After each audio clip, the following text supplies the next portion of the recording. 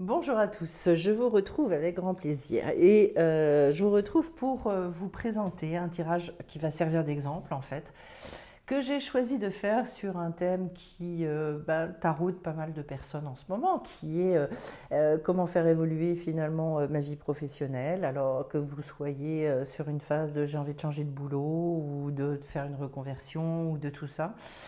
Et le but de ce tirage, c'est un petit peu de vous montrer comment ça va fonctionner avec l'arbre des séphirotes, qui correspondent donc à des énergies tout à fait primordiales avec lesquelles chacun d'entre nous travaille, même inconsciemment, mais tout le temps. Et puis aussi de vous montrer les réponses très concrètes que vous pouvez avoir à ce type de questions, par exemple. Dans le cadre de la formation que je vais faire en décembre sur l'arbre des séphirotes et carte et arbre des séphirotes. Donc vraiment un tirage une formation qui dure 3 heures pour savoir comment se servir de tout ça. Et là, sur la réponse à une question un peu plus pragmatique, mais c'est aussi un tirage qui est extraordinaire à faire, surtout ce qui va être question de développement personnel, etc. C'est très pertinent aussi. Alors, dans le cadre donc, de cette question sur l'évolution, j'ai envie de faire évoluer ma vie professionnelle, comment je vais m'y prendre, comment ça va se produire. Je commence par le Keter, donc ce qui vous dépasse un petit peu. Eh bien ici, j'ai l'ermite avec le soleil. L'ermite me disant très clairement qu'il y a une fin de cycle qui est là et que c'est ça qu'on vous fait ressentir. Donc, qui va reposer la question de faire le bilan de les choses que j'ai pu acquérir, les compétences, etc. Puisque l'ermite, c'est vraiment la sagesse. Et c'est celui qui va être amené effectivement à repartir sur d'autres chemins, où on voit aussi avec la carte du soleil que c'est en lien avec le fait de faire sortir sa vérité intérieure à l'extérieur. Donc, je dirais de briller beaucoup plus, d'aller vers plus d'enthousiasme, d'énergie, de vitalité, etc.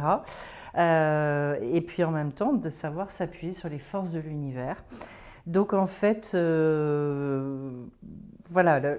globalement, c'est très positif, mais en même temps, on est en train de vous dire que vous êtes sur une phase qui est cette phase-là aussi de deuil, parce que l'ermite, en fait, il doit quitter quelque chose, donc j'abandonne pour aller vers. Bon.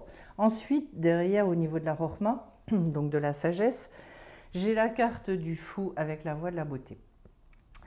Le fou, enfin déjà la Rokhma, c'est tout ce que la vie va me révéler et tout ce qu'elle cherche à me faire comprendre. La voie du fou, c'est une voie qui va nécessiter de se refaire beaucoup élève de la vie, de repartir à l'aventure, d'aller rechercher l'essentiel, d'être très à l'écoute pour être dans une forme de, je dirais, de connexion aussi avec la vie, donc très très en lien et très collé aux énergies de vie, à tous les événements qui vous arrivent, et aussi le fait de trouver sa place. Donc, peut-être un besoin de définir véritablement quelle est sa place, en lien avec la voie de la beauté, c'est-à-dire cette voie aussi qu'on peut appeler la voie du juste milieu, qui nous permet de manière très équilibrée de sortir le potentiel qu'on a en nous et d'apprendre à l'exprimer.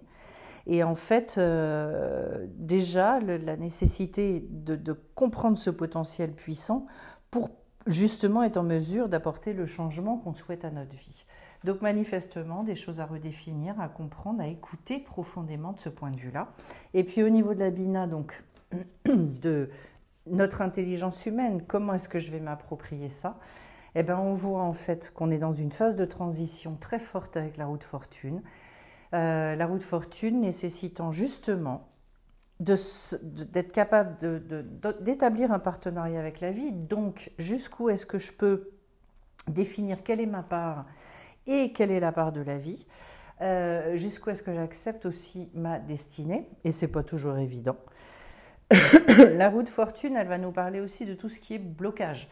Donc, dans ma tête, est-ce que j'ai des ressassements? Est-ce qu'il y a des choses sur lesquelles je bloque ou j'arrive pas à ouvrir la porte véritablement? Puisqu'il y a quelque chose à impulser. Donc, on voit qu'au niveau du mental, un besoin d'impulser, en sachant que le coyote vous montre qu'il y a des petites... le coyote, c'est celui qui apporte toutes les petites surprises, pas forcément attendues de la vie, Et donc, peut-être que là-dessus, eh ben, vous avez, soit vous vous bernez vous-même, dans le sens d'ailleurs d'un manque de reconnaissance ou de confiance vis-à-vis de vous-même, soit dans le sens d'être trop dans les illusions. En tout cas, la vie va vous montrer et vous demander de vous adapter aussi beaucoup aux choses avec la carte du coyote. Donc finalement, ça nécessite une forme de souplesse au niveau du mental, peut-être une ouverture, peut-être de lâcher certaines fausses croyances. Et la vie va vous le montrer. Si je continue au niveau du date, j'ai la lune avec le maïs. Alors là, très clairement, ce que j'entends moi, lune maïs, c'est j'ai besoin, avec la carte de la lune, d'aller retrouver et rechercher de nouvelles ressources en moi. Donc parce que la lune, c'est tout le travail sur l'inconscient aussi. Peut-être pour certaines personnes de se remettre en lien beaucoup avec le côté très féminin, d'accepter aussi tout ce qui est cycle de la vie. Donc, de s'attendre à ce qu'il y ait du changement, mais d'aller rechercher toujours les choses dans le sens de la récolte.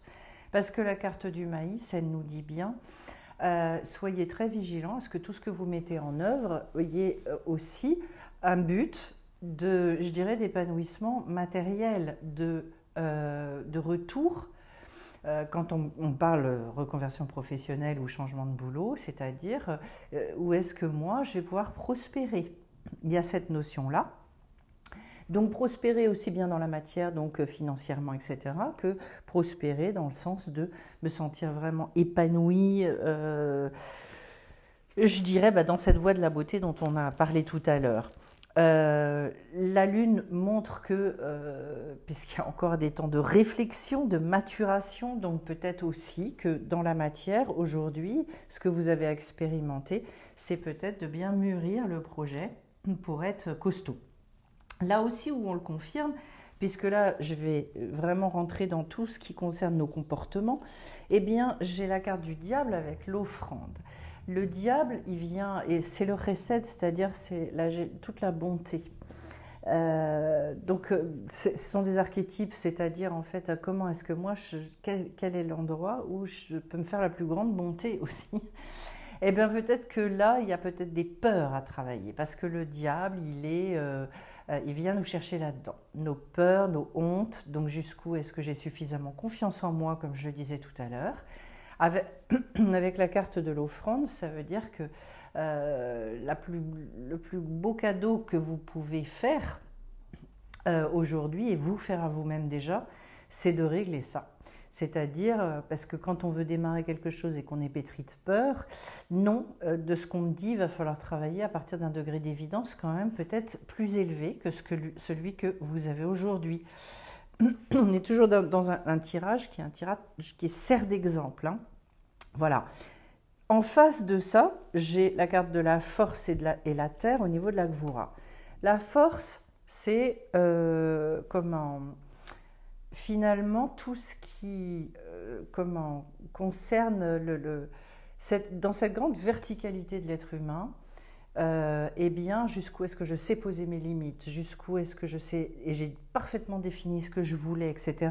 Parce qu'en fait, c'est tout le cadre, la Gvura. C'est toute notre manière de cerner les choses. Avec la carte de la Terre, on vous pose la question de jusqu'où vous en êtes dans votre ancrage.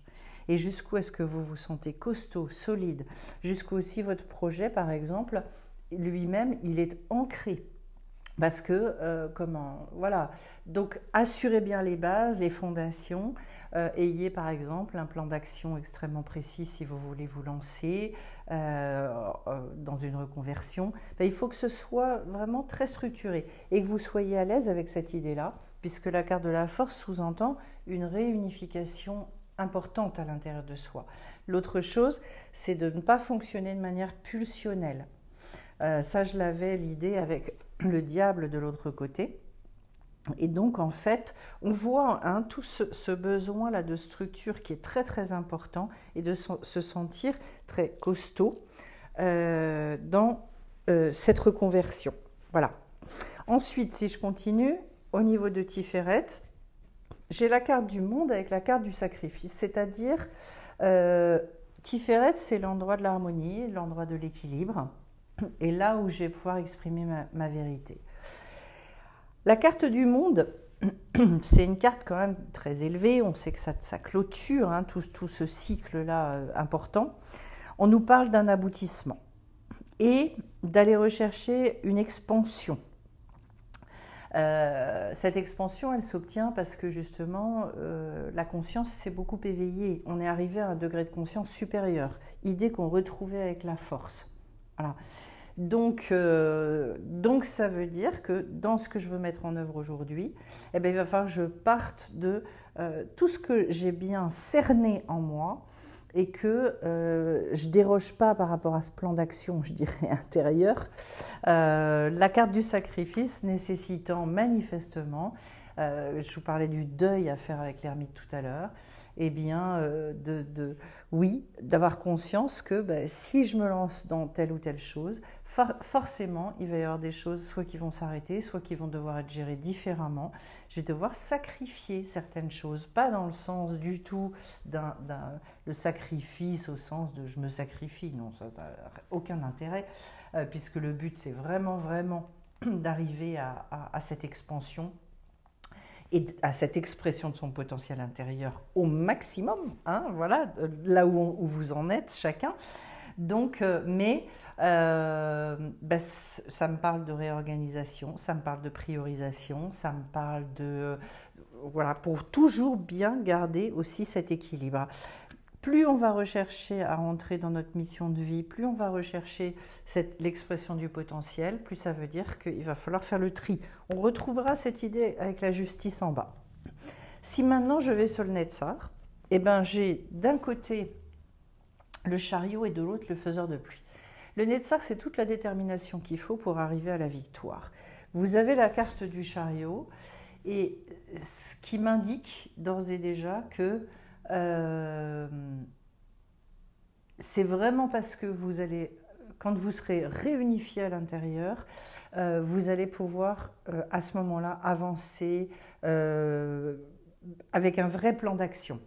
On est dans le mouvement permanent avec le chariot, c'est-à-dire que ce qui va entretenir votre détermination, vous permettre d'aller au bout de ce que vous souhaitez faire, etc., ça va être un plan d'action relativement, je dirais, bien anticipé. Et le faiseur de pluie, c'est intéressant, c'est celui qui aussi demande à la vie de le soutenir, qui va rechercher les bénédictions. Donc finalement, la détermination, elle va être aussi dans le fait d'avoir une grande confiance dans le fait que la vie, oui, elle vous épaule, elle est là. Et donc, je vous parlais d'arriver à un certain degré d'évidence à un moment donné, on retrouve cette idée-là. Et jusqu'où est-ce que je suis capable, justement, de savoir que la vie me soutient là-dedans, d'être capable de demander aussi à la vie de me répondre, de m'épauler là-dedans. Donc, demander. Et des fois, demander, c'est pas seulement, je veux dire, au monde invisible, c'est-à-dire, peut-être, je vais devoir demander aussi à des gens pour être épaulé. Ça pose la question aussi, par exemple, est-ce que justement vous avez un bon réseau, un solide réseau, pour, par exemple, soit vous épauler dans une reconversion, dans le fait de vous lancer en libéral, ou alors tout simplement, si je veux me reconvertir, peut-être que j'ai besoin aussi de faire un vrai bilan de compétences et autres. Je vais en face et je vais chercher du coup du côté du Od. Donc ma manière de voir la vie, jusqu'où est-ce que je suis capable d'être dans la reconnaissance, etc.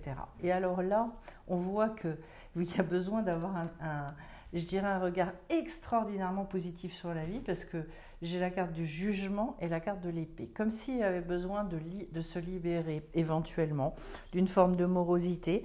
Donc attention, moi j'ai un tirage comme ça et j'ai quelqu'un en face de moi, je lui dirais faites attention de ne pas partir sur un coup de tête et de ne pas quitter parce qu'il y a un ras-le-bol, mais bien, je dirais, parce que vous avez une posture très très positive, que vous envisagez vraiment les choses dans le sens d'une renaissance, que vous savez profondément qu'il y a une vocation derrière vers laquelle vous voulez aller.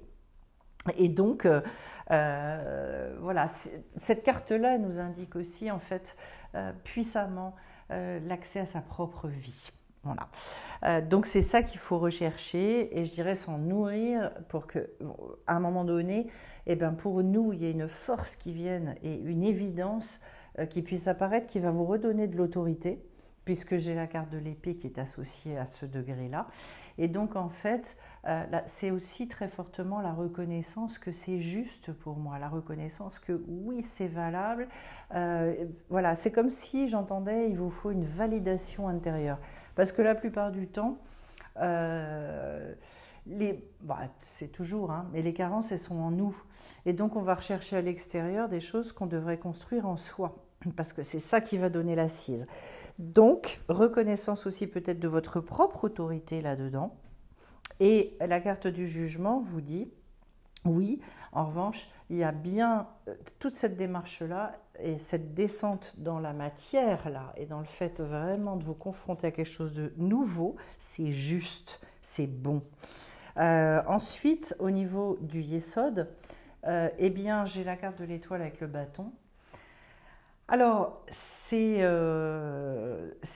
très intéressant parce que, alors, autant l'épée, c'est vraiment, comment, je dirais, ça va plus représenter l'autorité spirituelle, telle que moi je l'entends. Au niveau du bâton, c'est toute la capacité finalement à retrouver une autorité intérieure qui va vous permettre d'agir à nouveau, etc. Donc ça pose la question de votre reverticalisation. Jusqu'où est-ce que vous êtes reverticalisé? La base de tout, c'est de savoir que on veut vous mettre sur une nouvelle voie et vraiment votre destinée. La carte de l'étoile étant une carte très positive, où on ressent qu'on est chanceux, où on arrive à voir les synchronicités de la vie, où on arrive aussi à exprimer sa vérité. Donc la base, c'est effectivement de partir de cette conscience-là.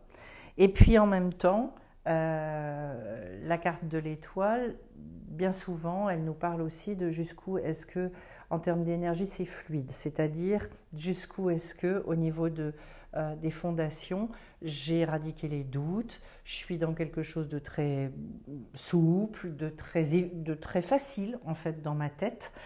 Et on a vu que dans la tête, c'était pas forcément évident. Donc justement, la nécessité de se donner du courage, la nécessité de retrouver cette posture du bâton, qui est une grande posture de fermeté aussi. Voilà. Et puis derrière, je vais arriver à la Malroute, et au niveau de la Malroute, j'ai la justice avec la montagne sacrée. Et là, j'ai envie de vous dire dans la matière, et de manière extrêmement concrète, en fait, ça va nécessiter de définir beaucoup les choses. La justice, c'est celle qui va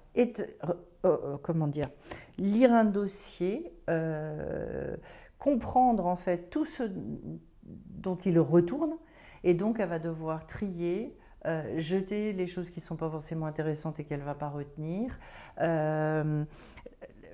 C'est un moment aussi de mise en mouvement quand même très très importante pour retrouver aussi un équilibre de remettre de l'ordre. Voilà, beaucoup de discernement là où il y avait peut-être du brouillard mental. Donc, elle nous parle aussi beaucoup, la justice, de sortir de la culpabilité. Le tout pour arriver à cette montagne sacrée, c'est-à-dire on vous dit très concrètement, oui, allez-y, grimpez la montagne, recherchez cette élévation, recherchez cette évolution dans votre vie, mais sachez que pour l'instant, voilà, il y a tout ce travail intérieur à faire. Alors je le dis très souvent aux gens que je rencontre et qui me disent « ouais, j'aimerais bien, je voudrais, mais ça ne se met pas en place ». Ça ne se met pas en place parce que justement au niveau de la roue de fortune, ce n'est pas actionné.